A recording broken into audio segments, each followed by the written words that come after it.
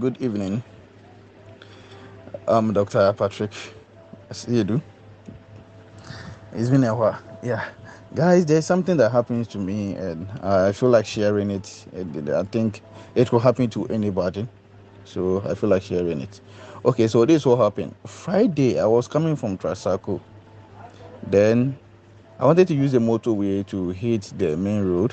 I stay at Kwashiman so that I can get home fast. So I met these policemen on the road. They are four in numbers, and they asked me to pull over. I did. When they came, they said I should come down from the car. They want to search me and search the car. I wasn't comfortable with it, but I'm sorry. Maybe it will be a long, but try to. Listen to it. It can help you. It can happen to anybody.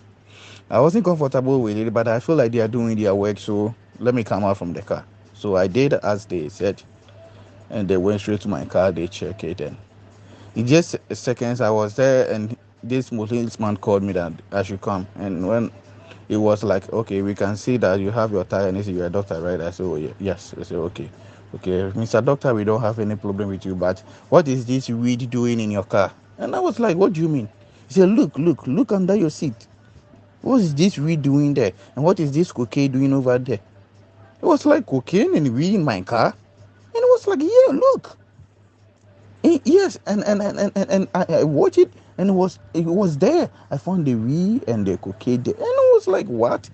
Cocaine and weed? What is this thing doing in my car?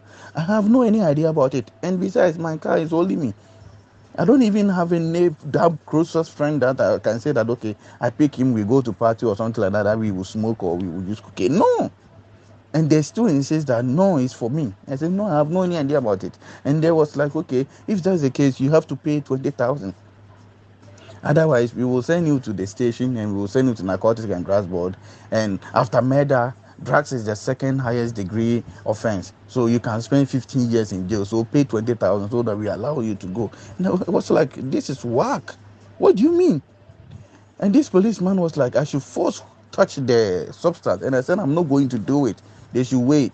So I called my brother. My brother is at the Southern Command of the Ghana Armed Force. So I called my brother. My brother came with his boys, and it was like, so you found this thing in my brother's car? And they said yes. And they said, okay, then we should, what's next? And they said, the thing is, we have to go to the station, or either he paid 20,000 or we have to go to the station. And my brother was like, okay, no problem, let's proceed to the station. When we got there, we wrote a statement, and my brother was like, so what? They said, oh, we should go to Narcotics and control something board. So we were on our way going, then we got a call from their commander. He said that we should meet somewhere. So we arranged and we met. When we met, their commander was like, what exactly happened? And my brother explained it to them. And my brother told them that, hey, you people, I know my brother very well. So if you people don't tell the truth, this case will go wherever that it will go. And their commander was like, my brother should calm down. I don't know what happened. My brother was seriously angry and was like, we should go and do fingerprint. No, he's not listening to anything. We should go straight out and go and do fingerprint. So we went to the narcotic and they conducted the fingerprint, and it was their fingers on it. When they checked mine, they didn't find any trace. So my brother called them again. He was like, hey, you people should tell the truth. We are all in this service. I want to know the truth in it. And one guy was like, hey, he is a Muslim, inshallah. He can never implant anything in my car. And the other guy started crying. It was like, hey, we are very sorry. We are very, very sorry. We are very, very sorry. It's really that we put it in his car. And my brother was like, so you put the weed in my brother's car? What for? And the policeman was like, that's what they do to extort money from people, especially foreigners. So my brother was like, this is whack. So you people intentionally plant weed and cocaine in people's car, and later on you accuse them that it is for them. And by force, you force them to touch the substance so that when they conduct fingerprint, there will be a trace. Wow. Then their commander came, and their commander was like, they are very sorry. They are very, very sorry. They are very, very sorry. And my brother was like, no, And their commander was like, every amount that my brother will quote, they will pay. They shouldn't send it to anywhere. And my brother slapped him. So it turned to a fight, and my brother handcuffed all of them, because my brother came with his boys. They are about 7 soldiers, and they were armed, and they were having handcuffed on them. So they handcuffed them. Then they brought them to East Legon police station, and they said no. How the case is, they have to send them to Accra Central. And they begged my brother. My brother said, no, this thing will go wherever that it will go. So now the matter is with them. And I was able to, vindicate, and I was able to come home.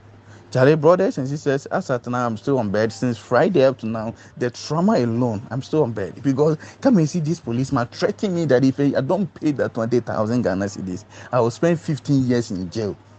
Imagine if my brother didn't intervene. Or imagine if I'm just a normal person who doesn't know anything, who just found himself in Ghana here for holidays or something, and he doesn't have anybody to call. These people will force you to touch the substance, and later on they will accuse you. Please, let's be very careful. Let's be very, very careful. Share this audio to whoever that it may concern. Ghana police, they are implanting weed and cocaine in people's car. Do you know their tricks? They will force you to touch it, so that when they conduct a distant fingerprint, they will find your trace. And definitely you have nothing to say, because it was found in your car. Let's be very careful. Ghana police are very dangerous. Let's be very, very, very, very, very careful. Ghana police are very, very, very dangerous. This is what they are doing. And they will quote 20,000 if you don't pay, and they will start telling you that if you don't pay, do you know that you can spend 15 years in jail? When you say after we being drugs and another higher degree offense. And when him says drugs, they say bail, and they will be start saying things to humiliate you. And if you don't have, you see, at one point in time they want to seize my phone, but I have already called reinforcement. So they seize the phone, but they don't know that I have already made a call, and I have already shared my live location long time. Because what they were doing over there, I realized that my life was in danger. Charlie, let's be very careful, friends. It can happen to everybody. Let's be very careful. And from henceforth, if a policeman want to search your car, please, natare na eshero na yeso ota no mane bubu atare ni nkosro. Oh, better so maninye. Maka che nse u pese ye call police station. No mo ko search wo ho. And at night, be very careful. When a policeman stop you at night, be very, very careful. They can even kill you and take your car. Because they are not all yet chairman. After the catch me say, if I misbehave, they will shoot me. And I was like, wow. So I no cry shame me brother.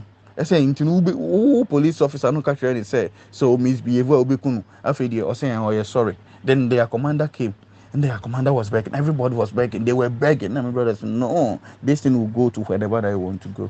Wherever that you want to go, this case will go. Say a bottom investment, will rot in jail. People will rot in jail. Because if you don't do this to serve as a listener, you go and do it to a normal person, and that person who can't pay that money, and you force that person to touch the substance.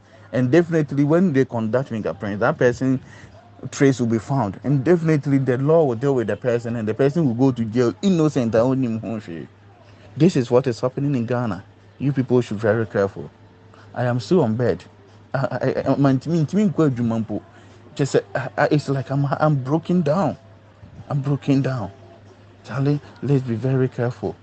Ghana is not safe like the past. Ghana police are not correct than police for any more. No, now Ghana police for more than for and robbers. Winning as if on a shisha man for, and later on they will accuse you. Charlie, let's be guided. Thank you.